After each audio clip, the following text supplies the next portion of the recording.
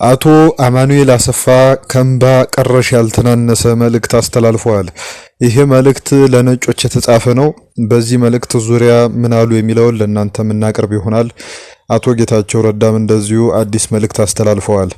አብረን የምናየው ይሆናል። ሰብስክራይብ ማድረጋችሁን አትርሱ። ወደ ጉዳያችን በቀጥታ እናልፋለን። የትግራይ ክልል ምክትል ርዕሰ መስተዳደር ወይም ፕሬዝዳንት ሆነው እየሰሩ ይገኛሉ። የህወሓት ምክትል ሊቀመንበር ናቸው። አቶ አማኑኤል አሰፋ በዛሬው ዕለት በፌስቡክ ገጻቸው ላይ ባጋሩት መልእክት ላይ ለዲፕሎማቶችና ለምዕራባውያን እንባ ቀረሽ ተማጽኖ ነው ያስተላለፉት። ይህን ተማጽኖ ወደ ኋላ ላይ እናየዋለን። አቶ ጌታቸው ረዳ ግን አንድ መልእክት አስተላልፈዋል። ከትላንትና ጀምሮ አንድ ምስል እየተሰራጨ ነው። ወታደራዊ አፈሳ የሚያከናውኑ ፊታቸውን በጭንብል የተሸፈኑ ሰዎች የሚታዩበት ፎቶ በፌስቡክ እየተሰራጨ ይገኛል።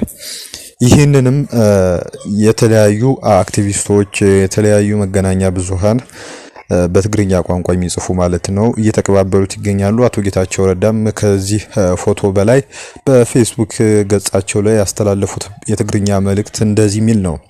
እዚህ ላይ ደርሰናል። በቂ ዝግጅት ሳይኖረው በትዕቢትና በፉከራ ጦርነት የጫረው ይሄው የህወሓት አስከፊ አመራር የኢሳያስን ክብር ወይም ግርማ ለማንገስ በሚል ራሱ ኢሳያስ እንኳን እስከዛሬ ያላደረገውን ያላንዳች ልዩነት አጠቃላይ የግዳጅ ውትድርና አፈሳ በመጠቀም ለሌላ ዙር እልቂት ለመጋበዝ እየተፍጨረጨረ ነው።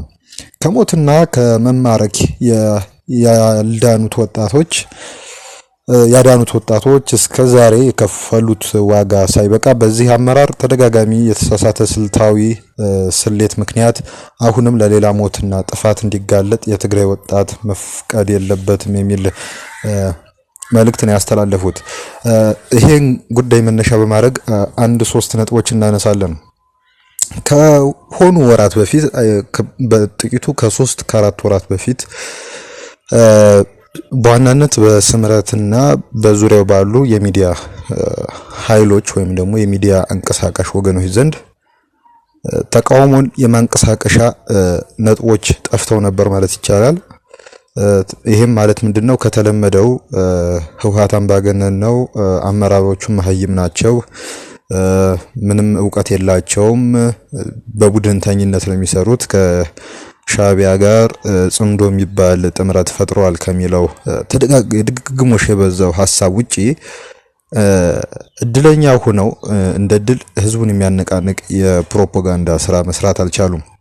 አንዳንዶች እንዲያውም ለነዚህ ከስምረት ፓርቲ ጋር ቅርበት ያላቸው አንዳንድ መገናኛ ብዙሃን የተለየ ነጥብ አለመስራታቸውና በህዝቡ ዘንድ ቅቡልነት ያለው ሂደት ወይም ፕሮፓጋንዳ መፍጠር አለመቻላቸው የወጣባቸውን ገንዘብ ያክል ትርፍ አለማስገኘታቸውን የሚያሳይ ነው ሲሉ ይናገራሉ።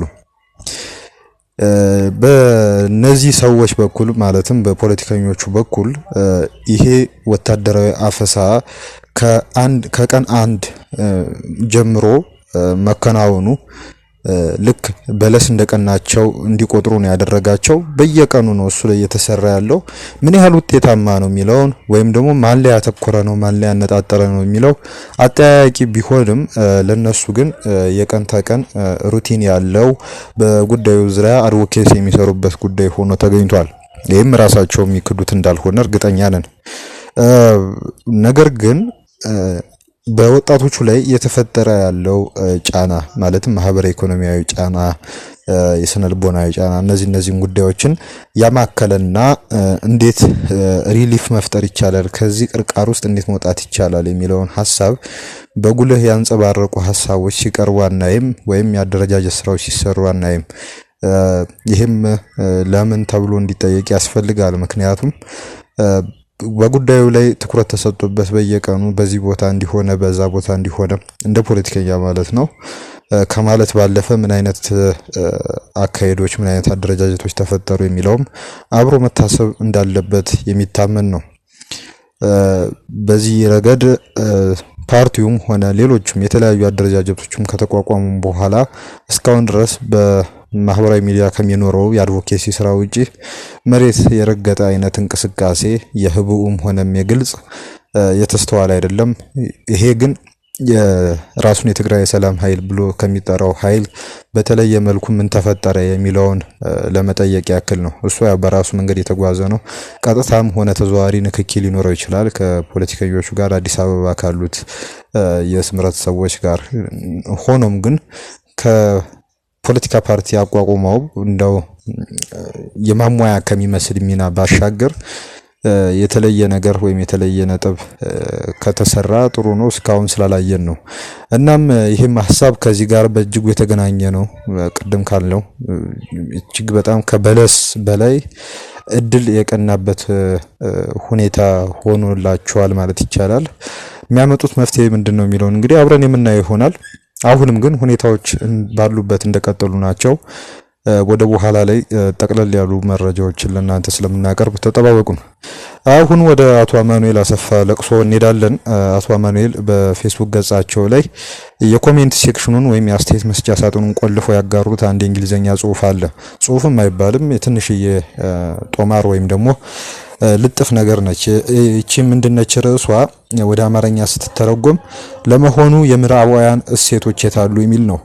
እስከ ዛሬ ድረስ የምዕራባውያን እሴቶች ተብለው የተማርናቸው ሰብአዊ መብቶች፣ ሰብአዊነት፣ የህግ የበላይነትና ዲሞክራሲ ዛሬ በዚህ ደረጃ በግልጽ አድሎ ሲሻረፉ ማየት በእጅጉ ያሳስባል። አንዳንድ የምዕራባውያን ዲፕሎማቶች የዘር ማጥፋትና ሌሎች ዓለም አቀፍ ወንጀሎችን ፈጽሟል ተብሎ የሚከሰሰውን አገዛዝ በዝምታ እውቅና የሚሰጡት ለምን እንደሆነ ሳስበው ይገርመኛል። ይህ አካሄዳቸው ደግሞ ተጨማሪ በደሎችና ግፎች እንዲቀጥሉ በር የሚከፍት ነው ይሉና በኢትዮጵያ የምትገኙ ክቡራን የምዕራባውያን ዲፕሎማቶች፣ አንደኛ ለመሆኑ በትግራይ ያለው ሁኔታ በእርግጥ ችላ ተብሎ የሚታለፍ ነው? ሁለተኛ እንዲህ አይነቱ ፍጹም አድልኦ የተሞላበት አያያዝ በቀጣናው ዘላቂ ሰላምና ደህንነት ያመጣል ብላችሁ በቁም ነገር ታምናላችሁ? ሶስተኛ የምዕራባውያን ብሔራዊ ጥቅምን የማሳደድ ጉጉት ራሳቸውን አከብረዋልን የሚሉትን መርህ እስከ መርገጥ ያደረሰው እንዴት ነው? አራተኛ ለመሆኑ የምዕራባውያን እሴቶች የት ደረሱ የሚል ጥያቄ ዘርዝረዋል።